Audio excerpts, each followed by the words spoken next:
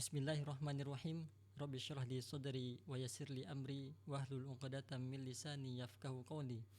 Assalamualaikum warahmatullahi wabarakatuh. Alhamdulillahilladzi bi ni'matihi tatimmu sholihat. Segala puji bagi Allah yang dengan nikmatnya kebaikan-kebaikan menjadi sempurna. Asyhadu an la ilaha illallah wahdahu la syarikalah wa asyhadu anna Muhammadan abduhu wa rasuluhu la nabiyya ba'da. Selamat malam yang saya hormati Bapak dosen, Bapak Abdurrahman SE MAK.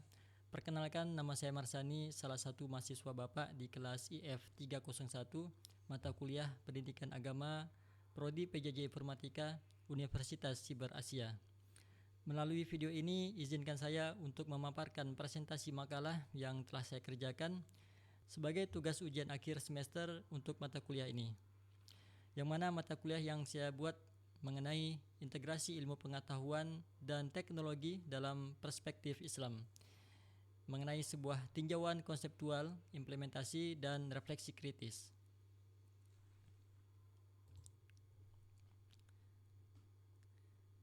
Izin melanjutkan, berikut ini latar belakang dan problematika kontemporer mengenai ilmu pengetahuan dan teknologi dalam perspektif Islam.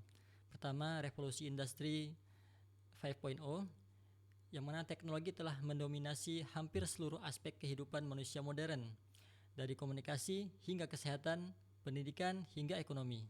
Kemudian, dikotomi ilmu, pemisahan antara ilmu agama dan ilmu umum telah menyebabkan kemunduran umat Islam dalam penguasaan sains dan teknologi. Kemudian, solusi Islami, Islam adalah agama yang syamil atau menyeluruh. Wahyu pertama, Iqra, adalah perintah literasi sekaligus observasi ilmiah terhadap alam semesta. Adapun konsep ilmu dalam Islam mengenai definisi dan sumber, hakikat ilmu bukan sekadar kumpulan data atau informasi, tetapi merupakan cahaya atau nur yang diberikan Allah kepada hambanya yang mencari kebenaran dengan sungguh-sungguh. Dalam Islam, hukum menuntut ilmu dapat diklasifikasikan menjadi dua, yaitu fardu ain, ilmu akidah dan ibadah, ini wajib bagi setiap individu muslim. Kemudian fardu kifayah, seperti kedokteran, ilmu teknik, IT, dan ilmu-ilmu duniawi lainnya. Ini wajib bagi sebagian umat. Islam mengakui ada 3 sumber kebenaran. Yang pertama, ayat kauliyah atau wahyu. Ini adalah Al-Quran dan hadis sahih. Ini merupakan kebenaran mutlak yang menjadi pedoman etika dan tujuan akhir. Kemudian ayat kauniyah atau alam semesta merupakan fenomena alam yang diobservasi melalui indera dan eksperimen. Ini adalah wilayah sains empiris.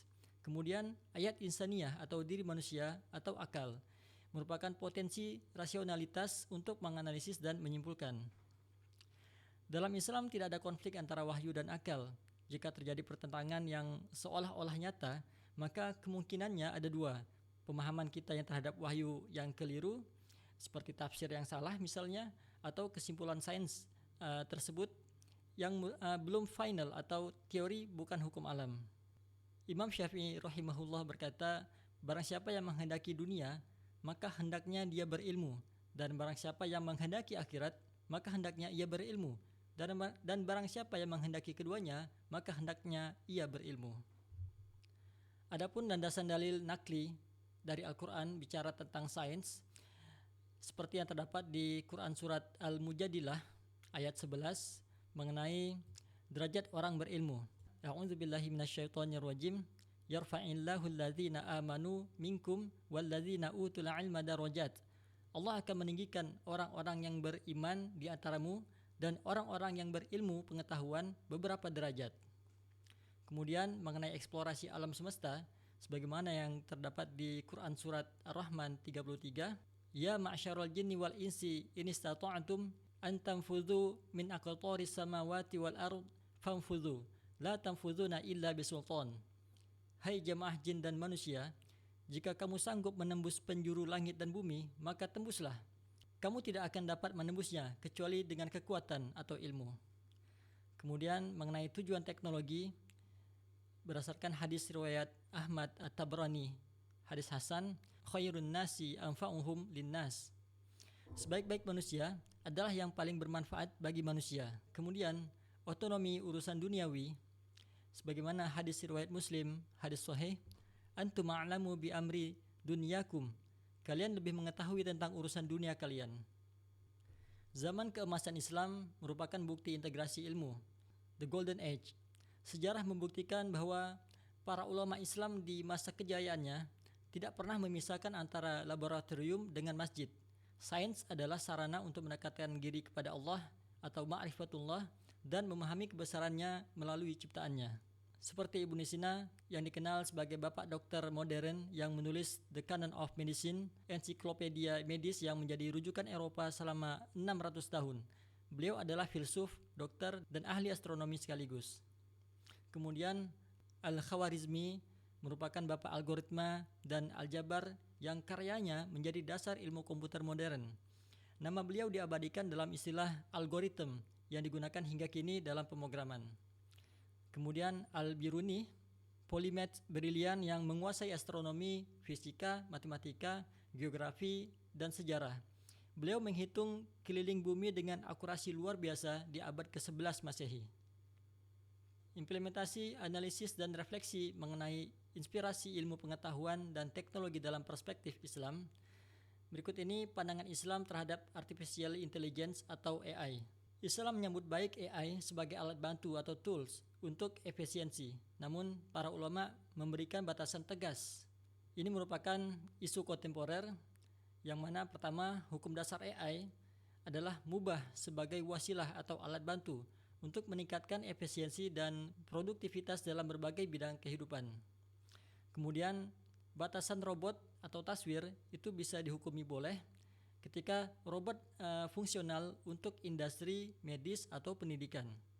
Namun, bisa dihukumi haram ketika robot humanoid sempurna yang menyerupai manusia secara detail, kecuali mainan anak yang tidak sempurna. Kemudian, larangan fatwa AI haram dijadikan mufti atau sumber fatwa mutlak. Keputusan agama harus tetap dari ahlul ilmi atau manusia yang berilmu dan bertakwa, sesuai keputusan Munas Alim Ulama. Yang keempat, tanggung jawab moral dan hukum tetap berada pada pembuat atau programmer dan pengguna atau user, bukan pada AI itu sendiri. Biotika dan rekayasa genetika dalam Islam, ini merupakan fikih kontemporer. Seperti misalnya cloning manusia, ini hukumnya haram mutlak karena merusak nasab dan institusi keluarga. Kemudian bertentangan dengan Quran surat An-Najm 45 tentang penciptaan berpasangan. Wa annahu khalaqaz zawjaini dzakara wal untha, dan bahwasanya dialah yang menciptakan berpasang-pasangan laki-laki dan perempuan. Quran surat An-Najm 45. Kemudian juga fatwa Syekh Utsaimin dan Majma' Fiqih Islami yang mana Syekh Ibnu Utsaimin rahimahullah menyatakan bahwa cloning manusia adalah kerusakan atau mafsadah karena dapat mengacaukan nasab yang dijaga oleh syariat. Berikutnya bayi tabung. Ini diperbolehkan atau mubah dengan syarat yang ketat, yaitu pertama, sperma dan ovum harus berasal dari pasangan suami istri yang sah dan terikat pernikahan, serta rahim yang mengandung adalah rahim istri pemilik ovum. Dalilnya sebagaimana kaidah fikih al-uslu fil asya'il abahah. Hukum asal segala sesuatu adalah boleh selama tidak ada dalil yang mengharamkan, seperti perzinahan atau percampuran nasab. Kemudian berdasarkan fatwa, yaitu Majelis Ulama Indonesia atau MUI dalam fatwanya tahun 1979 membolehkan bayi tabung bagi suami istri yang sah sebagai bentuk ikhtiar memperoleh keturunan, namun mengharamkan penggunaan donor seperti sperma atau ovum atau ibu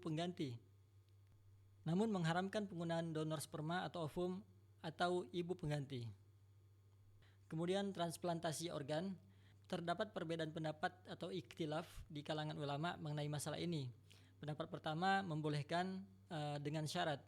Syekh Abdul Aziz bin Baz dan Majmu' Fiqih Islam membolehkan donor organ sebagai bentuk tolong-menolong dalam kebaikan atau ta'awun alal bir dengan syarat darurat, aman bagi pendonor dan tanpa jual beli.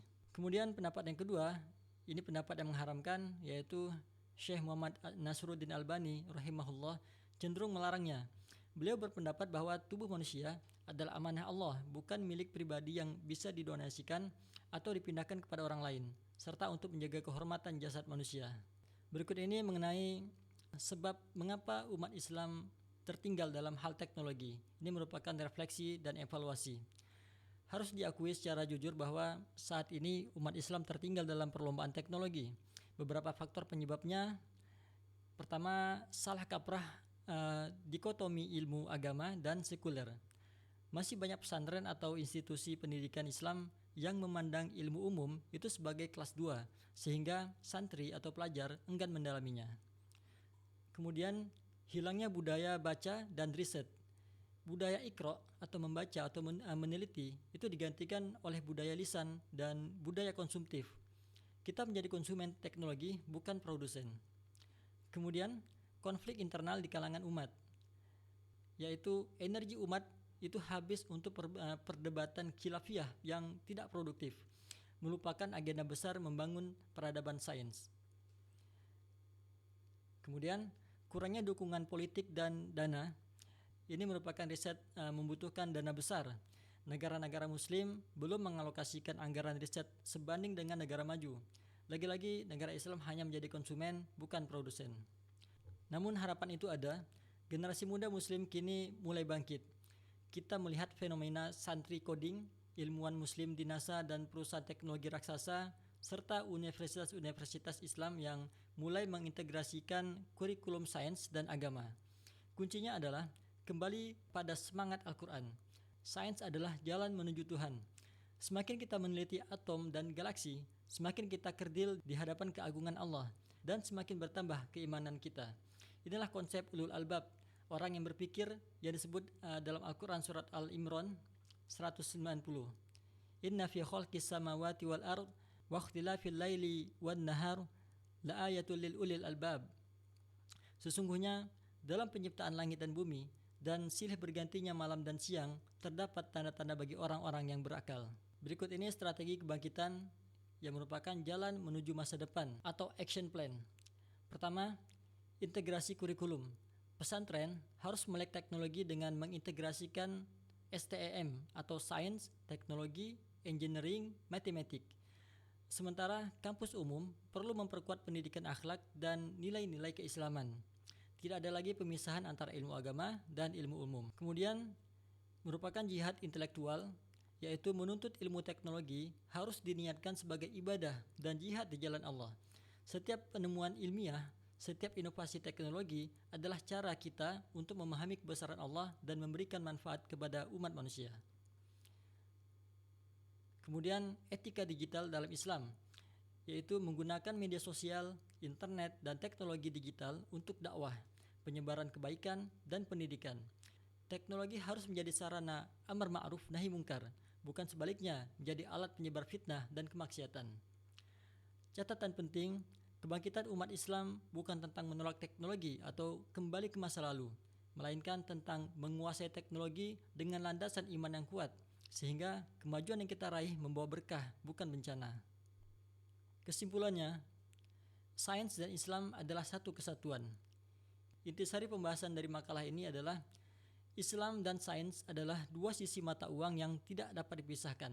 Al-Quran dan alam semesta sama-sama berbicara tentang kebesaran Allah. Islam dan sains bukan dua entitas yang bertentangan, melainkan satu kesatuan yang saling melengkapi dalam memahami kebenaran. Teknologi tanpa nilai moral akan membawa kehancuran. Hanya dengan landasan iman yang kuat, teknologi dapat membawa berkah dan kemaslahatan. Kemudian, umat Islam wajib menguasai teknologi sebagai fardu kifayah untuk mencapai kemandirian umat dan memberikan kontribusi bagi peradaban dunia. Science without religion is lame. Religion without science is blind.